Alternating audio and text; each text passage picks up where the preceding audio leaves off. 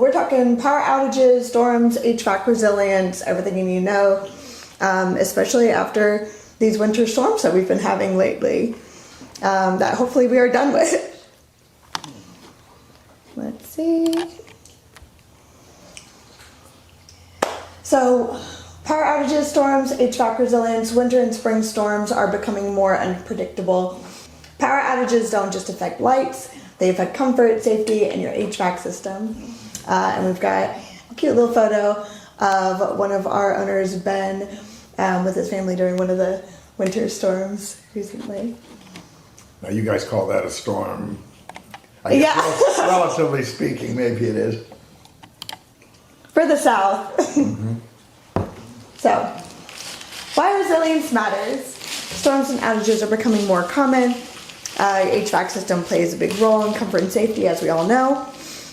So this seminar is going to be covering how HVAC systems behave during those power outages, safe backup options for comfort, protecting equipment from power surges, preparing for extreme weather, and what not to do during an outage. So when it comes to power outages, during those power outages, we've got all furnaces, heat pumps, AC systems are going to stop working unless it's a hybrid system with battery backup. Thermostats are going to lose power or communication. Accessories such as condensate pumps,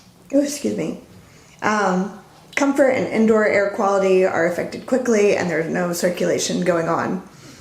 Afterwards is when we're going to see the systems start incorrectly. Voltage spikes can damage electronics. Motors and boards are vulnerable, and some units need manual resets.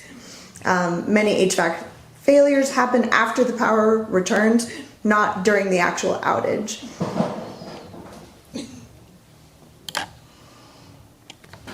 Any questions so far? I'm tracking so far. Perfect. If your system looks like this, it's time to clean it and maintenance. Let's see. So we've got safe backup comfort options.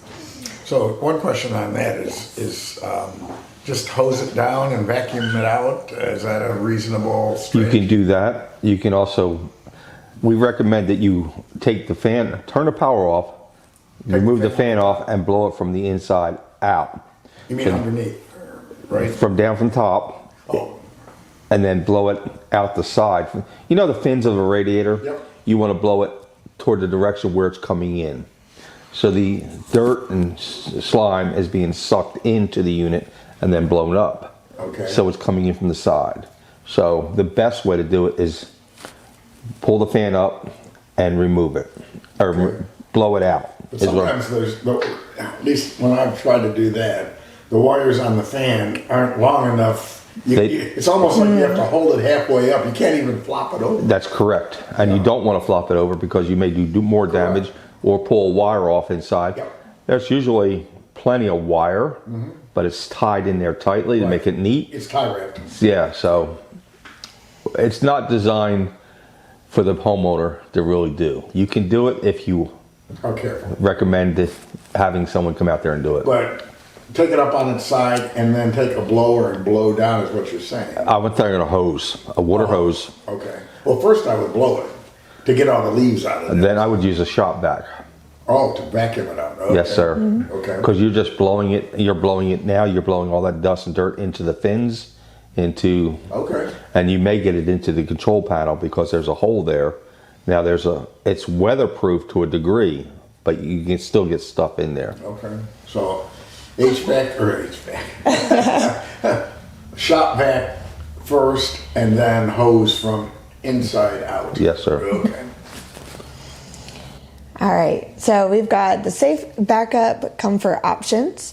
There are smart ways to stay comfortable, including portable generators for outdoor use only, whole home standby generators, battery backup for thermostats and controls, insulation and zoning to hold temperature. Backup is about maintaining safety and stability. So what good is battery backup on thermostats if you don't have any power to run the HVAC system? You let you know how cold you are. I see. Well, Yeah. That's the only way I can, the best Yeah. way to answer that. all I have to do is ask my wife. Yeah, She'll tell me very quickly before I even ask. right. Now, when it comes to generator safety basics, generators help, but only if used correctly. Never indoors or in garages. Keep exhaust away from the openings. Don't backfeed outlets. Do use transfer switches and let the pros size and connect systems. Comfort should never be a safety risk. So what do you think of running? So I have a big doghouse. So I store the generator in the doghouse. Right. I would think running it out there would be fine, because I think your concern in the garages is CO2 or whatever. Yes. In the Yes. house, right? So Yes. it's out. Yeah. That's the problem. These things are usually noisy. So Do you have a transfer switch? not yet. But Okay. That's my next step, is to put one in. So when you set it up, do you turn the power off, backfeeding down the line? Yes. All right, take the main circuit breaker. In fact, I don't know, you're probably going to recommend this. It's probably turn the main circuit breaker off anyways until the power comes back on, so you don't get the surges back into the... Right. Now, someone I ran into not too long ago didn't turn their generator off, and then the power came on, Yeah. and then they had 460. Yep. Yeah, 460 in the house, and destroyed quite a bit. Yep. You can destroy a lot, and you're a danger in the reverse sense Yeah. to any linemen that are working out Yes, there sir. and so forth. Yep. Okay, we're on the same page. Whoosh. Oh my goodness. Protecting HVAC from surges. Storms can cause electrical spikes. Protection means whole home surge protection, HVAC specific surge devices, grounding checks, and post-storm inspections. Your control board is the system's brain, so you should protect it. With that, the thermostat, getting back to the batteries and the thermostat, that holds the configuration, holds the time, holds the programming that you have. Sometimes you may lose that when the power goes out without those batteries. Interesting. Okay. So, not all the time, but there's some thermostat that can. But I can see where it could happen. Yeah. Let's see. So, preparing before the storm season. Before storms arrive, prioritizing regular maintenance, especially before our storm seasons, is the optimal way to operate. Replace filters, clear outdoor debris from around the units, test thermostats and safeties, and preparation is cheaper than emergency repair, as we all know. Yeah. So what does safeties mean? There's safeties in the unit, pressure switches, in the furnaces, the high limit switches, rollout switches. There's all sorts of safeties. So how do you test them? We test them when we're working on them, making sure they're staying open. We can run the temperature up, make sure they open, stopping power from flowing through there, low voltage powering. There's all different ways to test them. Some you're not testing. A rollout switch. I'm not going to make a furnace roll out. Right. So, and a lot of times you couldn't even force it to do that. I'm sure you could, but Sure. it's something that you're not going to do it. Well, there's a saying that says if it ain't broke, don't try to fix it. So that's exactly right. Yeah. And testing some of these things could actually cause problems that didn't exist. That's correct. Yeah. All right, electrification and the grid. More homes and cities are pushing electric-only heating. We're seeing a less reliance on gas, but more pressure on the power grid. So be mindful. During outages, electric heat pumps won't run unless you have a backup. So why are they pushing electric? Gas is more cost effective. They want to get off of fossil fuels. Mm-hmm. That's the big push. But then in some cases, they're starting to recognize too much off of the fossil fuels is too much on the grid. Right. And the grid is not set up to handle it. So in some cases, you're seeing a push for having fossil fuels, natural gas. Natural gas is the best way to go. If you're hooked up to natural, It's clean. Yep. Where propane, I couldn't you agree know. with you more. Well, Yeah. propane, you gotta, during the last storm, a lot of friends had problems running out of propane. Yeah. I did. Yeah.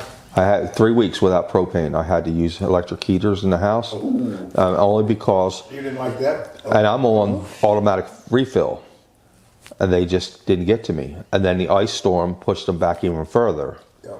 So then you don't have the drivers to do the job. It's Yep. one big snowball. It's getting worse and worse. And I would think, well, I was gonna say gas is cleaner. It's certainly cleaner than propane, but it's probably not cleaner than electric, I guess. Right. All right, so how do we weatherproof the systems? Storm-ready homes protect against flooding, wind, freezing lines, and debris. And solutions include elevating outdoor units if possible, or drainage solutions, or finding drainage solutions, securing refrigerant lines, sealing ductwork, and improving drainage. So you're saying that, I mean, normally you put it on a pad. Yes. Is that good enough, or you're saying it's even better to be higher? Well, up in our area, we have a lot of flood zones. So there's been times we pulled a permit on a job, and they denied us the permit because it was in a flood zone.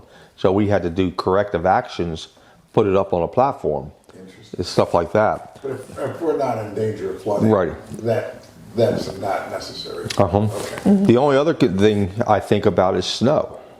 Because if you have a heat pump and the bottom of it isn't, you get a foot of snow, that bottom half of the coil, the bottom quarter of the coil is now in the Yeah. snow. Yep. So that could be an issue. Well, thank goodness that doesn't happen very often. You're right. So we don't have to contend with that. Yeah. So, but as we go further, we're having the side discharge units where instead of the fan blowing air up, we're blowing it out to the side.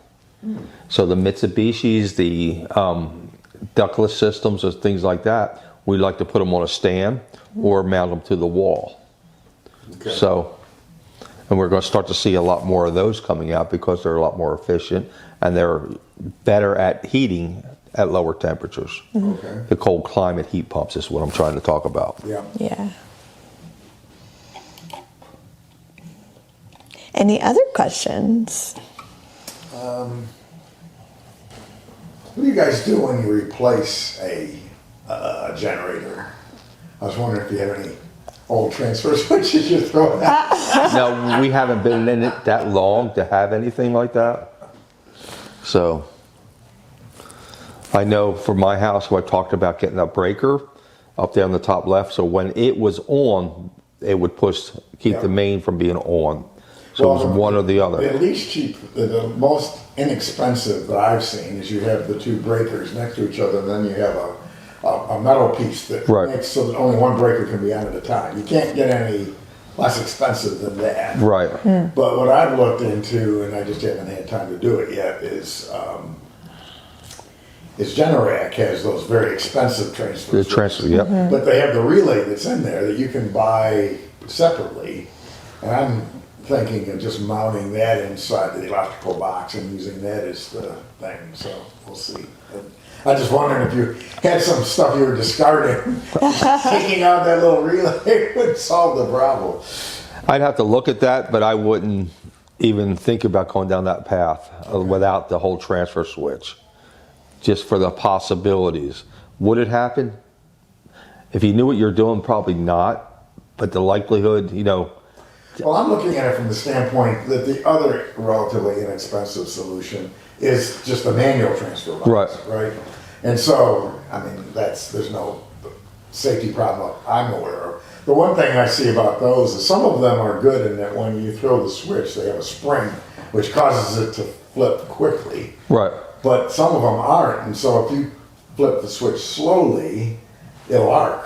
Oh, yeah. Right? And you don't want that. And that to me is the advantage of the relay switch. Right. Is it will Automatically. like that. Yeah. Well, not even necessarily even automatic. I was gonna actually not make it automatic. I was just gonna have a little low power switch, flip it back and forth. But it has the advantage that it's spring loaded, and so when it switches like that. So Right. you don't hopefully have much of an arc.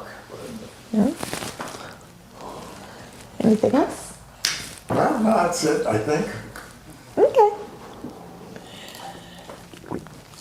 I mean, the other thing, back to the gas, is the other big advantage I see to that particularly, I mean, and it's, when it's cold is when the real problem is. If it's hot, yeah, we can sweat it, but you know, Right. I think we can live through those, but cold's a different ballgame. But with gas, you don't have anywhere near the power draw. That's exactly right. Whereas if you have a heat pump, I mean, you need to have a pretty good sized generator to handle that. Or you're depending on the load shedding equipment, which is Bluetooth now, that talks to the generator.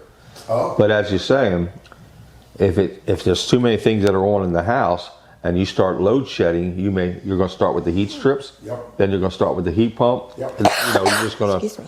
to keep going down the line. that's right, that's true. And that is one of the advantages of the Generac system, is it has that load sharing logic. Right. Yeah.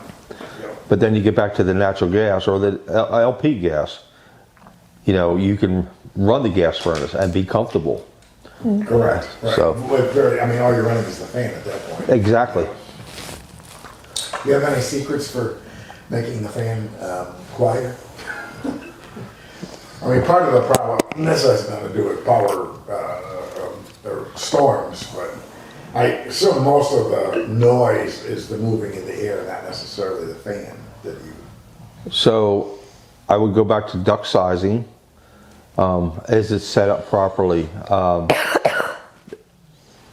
Duct sizing is the biggest thing because noise, you really shouldn't hear it, shouldn't be that loud. So if you size your duct properly, then the air's going to be able to move freely. And you want some restriction on, but not where it's, you're restricting so and that you're hearing the noise. Well, in our case, the unit is right, and the unit comes into the air intake, which is right in the main part of the house. And so I don't know if there's a way to determine this, but what you're hearing is the fan through the air intake vent, I don't know. It's a possibility. Yeah, You'll hear a whistle. yeah, Now, is it filtered there? yep, If you take the filter out, will you hear that noise? that's a great idea. Take the filter out and see if the noise increases, then that Or decreases decreases. because you have less restriction. Okay. So if it changes, then that's kind of confirming that that's the noise source. That's a great idea. Then do I put that filter in at the unit or get a Media filter, which I really love. The Media filter is about 4 inches thick. Okay. And they'll last about a year, depending on the usage in the house. And they have a lot less restriction. Now, I don't know what kind of filters you use them. I mean, these are your traditional, 1-inch filters, maybe if that. But I think it's 3M has a filter that's very restricted. It has a lot of area. Yep. But if it gets a little bit stopped up, it makes. I don't use those. I mean, those are much more expensive, and like you say, I'd rather replace them more frequently and have less restriction. Yes, sir. Yeah. So, just things to look at. Yeah, no, that's a great suggestion, is to use that to determine the noise source. Yeah. Next thing, while you're talking about the filter, how close is the unit to where you're talking? Close. I mean, I think it's physically located. It's in the crawl space. Actually, it's a nice crawl space. It's a walk space. But anyways, I'm going to say it's probably within 5 to 10 feet of. So you're relatively real close, so you're hearing the. You hear the unit itself. Yes. Right. That's where I was going with that. Oh, you think? Okay. So, Yeah. Any suggestions on noise reduction there? duct modification, we're putting flex duct in there, large enough to carry the volume of air so that if it's hard pipe, you're going to hear it. Because the vibration's being transferred through the hard pipe. Not so much the vibration. Flex duct will move with the air, where hard pipe, you have very rigid. So you don't have no sound buffering, sound dampering is what I'm trying to say. But it's more efficient, I'm thinking.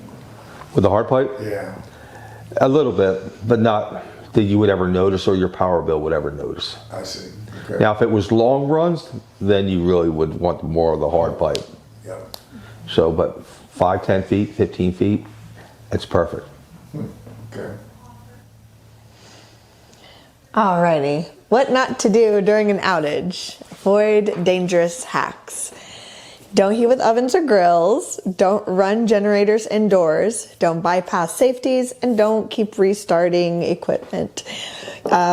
I was really surprised with how many people didn't know about that first one. That please don't use your oven to heat up your house. Well, if you're desperate enough, though. If you're desperate enough. But then it's like the payoff with safety then. Well, what's unsafe about using your oven? So you're getting a lot of CO2. From an electric oven, you're getting all No, this- you don't have any. During a power outage, you have no electric, but you have if you have gas. Oh, gas. Okay. So you're saying Oh, yes. So you're saying a gas oven puts off a lot of CO2. Wow. So I would think in longer terms, and I think they burn fairly clean. So I guess it's more of a safety issue than the CO2 okay. because of now. I definitely see grill. Somebody brings Yeah, in a yeah. grill. What? That would be crazy. But you've seen a lot of people. You've heard over years where people have been died in their house because they had the grill on. Yeah. Yeah, no, I can see the grill. The oven that one seems like that would be relatively safe. I would say relatively safe, but not to the point where I'm going to bed leaving it on or something Yeah. along those lines. Yeah. And that's more around kind of Yes. where that was going. Yeah. No, I even generator, I always turn off. Yeah. Yeah. All right. Common storm myths. So storm damage is often invisible at first. A myth. Turning it on and off helps. Any generator can run HVAC. New systems don't need protection, and outages can't damage equipment. All of these are absolute myths. I don't know about, I mean, I get turning on and off, it doesn't, it's bad no matter what because Right. of the inrush currents and so forth, but other than that, I don't know if it's that bad. But these others are obviously Right. bad, but I'm not sure why someone would want to turn something on and off. But I'm just going to check it, or I'm just watching it, or I don't have a good answer for that. Yeah, okay. But stranger things happen. That is true. And let's face it, the less messing around, the less. Yeah. The KISS method is, That's a good rule of follow. Yes, I agree. All right. Homeowner Q&As. We're here to help and review your options. Is my equipment too old to protect? What's the weakest point in my system? Are there financing options? What should I do first if the power goes out? Can I talk to someone before committing? Absolutely. And you can schedule a no obligation comfort consultation today. With that, what I found is the best piece of equipment to put on there is, I forgot the name of it, doggone it. It protects the overvoltage and undervoltage. Okay, surge protector. Surge protector and a lightning arrestor. Oh. So we have one that we have, it has 5 lightning arrestors on it. So if one gets hit, it will protect the equipment. You go up to 5 times to protect the equipment. We have installed a system up there in Brevard, brand new system. Within 3 months, he got hit by lightning at the house. But he had a very complicated system, and that surge protector protected it. But then we went back and we did the 5. And I'm sorry, I cannot remember the name to save my life, but it protects from lightning for 5 times. Also, if the power company loses a leg of power, it will shut it down. Okay. If it goes over 253 or drops below 197, it will shut it down. So it keeps it from the spikes, losing a leg of power, and it protects your equipment the best. So, and I know I could probably find the equipment better than I can remember the name right now. So what should you do when the power goes out? if it's, Excuse me. sometimes you have no control. It's off and on before you even can do anything. That's true. But the other times, I think if it's off for a long time, I'm thinking I'm going to turn the breakers off to the outdoor unit. I agree. So when the power comes back on, I don't want that surge. Yeah. Some people live at the end of the line, and they get hammered because, and I don't know if the electric company can do anything about it, but that's something, but you can have something on your equipment to protect it. Yep. And I think that's the biggest thing that we offer. Okay. And as the electronics in these systems are getting more detailed and more technically advanced, these surge protectors are great for that. Sure. So, Well, there's more to go bad, unfortunately. right, and they're very sensitive, these control boards. Right. Yep. So, And they're very expensive. oh yeah, they are. Oh my gosh, yes. So it's ridiculous, the pricing, you know. Yeah, I'm surprised they don't have, at some point, if this stuff keeps going, they're gonna have HVAC insurance. Yeah. Right? I wish they would put more protections internally. Yeah, agreed. So, but, Yeah. and I guess as they do that, that's more cost. It's true. So, And the crazy thing is most consumers don't wanna pay. it's Yeah. right. So we've got the monthly plan and we've also got the yearly plan. Excuse me.